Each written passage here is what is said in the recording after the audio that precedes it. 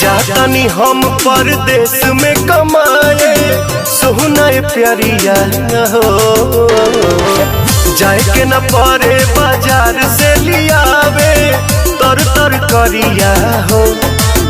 तब बोला काका हम कह दी रोपनिया जान। 3 कट्ठा 1.5 कट्ठा भंटा तू 1 कट्ठा बोदे हो धनिया जान। हम कुछ कुछ खाएब चटनिया जान। तू 1 कट्ठा बोदे हो धनिया जान।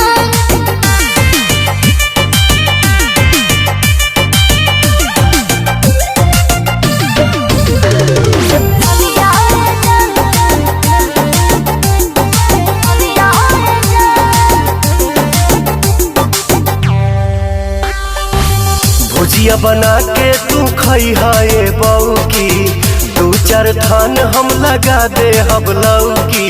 सही खतरा का हो। अरे हाँ रे। अच्छा भुजिया बना के तू खई है बऊ की, 2-4 थान हम लगा दे हम लौकी। घेवड़ा करैली तारो होए हो राजा जय हो तू हमरा ना बोए हो। एगो काम कर दिया, खाली टाइम से डाल दी पनिया जान।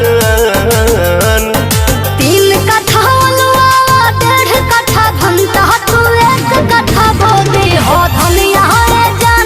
हम कुछ कुछ खाएब चटनिया जान। तू 1 कट्ठा बोदे हो धनिया जान।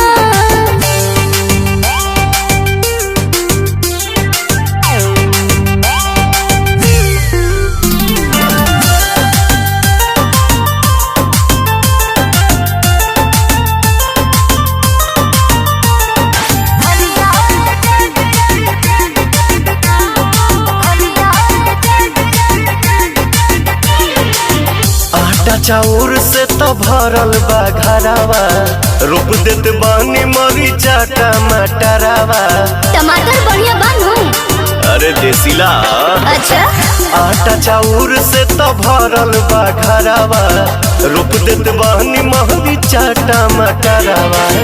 टाइम टाइम पकोड़े झोरे के ढेरा बीजे के लगा दे हो गोरे के। हई पवन ना होई परेशानिया जान।